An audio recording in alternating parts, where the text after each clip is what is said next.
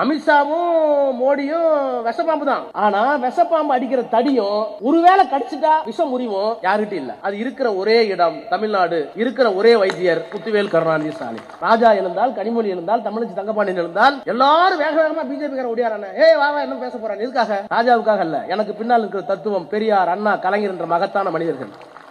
அந்த கொள்கையை காப்பாற்றிக் கொண்டிருக்கிற முத்துவேல் கருணாநிதி ஸ்டாலின் என்ற இந்த மகத்தான மனிதர். இவங்க எல்லாம் இருக்கனால தான் எங்களுக்கு மரியாதை. எல்லா மாநிலத்துடைய முதலமைச்சருக்கும் மோடி எதிர்க்கிறவங்க எண்ணம்லாம் இருக்கு. ஆனால் அப்படி எதிர்ப்பதற்கு உண்டான தகுதியும் தத்துவமும் யாரிடமும் இல்ல. அந்த தத்துவம் இருக்கிற ஒரே மாநிலம் தமிழ்நாடு. அந்த தத்துவத்தை தந்தது தந்தை பெரியார், அண்ணா, கலைஞர்.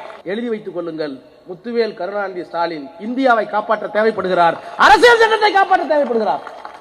இந்த ஒரு மனிதர் இல்லன்னா இந்தியா வேட்டக்காடாது. இதை நான் சொல்லல. நாங்க பேசி முடிச்ச பிஜேபி காரன் சொல்லுவான். எம்பிக்கள் சிறுநீர் கறியை போலான்னு போவோம், இல்ல கேண்டீனுக்கு போவோம். அங்க ரகசியமா வந்து பிஜேபி காரன் கொன்னுட்ட தலைவா. ஏன்னா அவனுக்கே அவளை ஆத்துறது. அவன் சொல்றான், உங்க தலைவரை விட்டா இந்தியாவை காப்பாத்த ஆள் இல்ல, எப்படியாவது இந்தியாவை காப்பாத்து.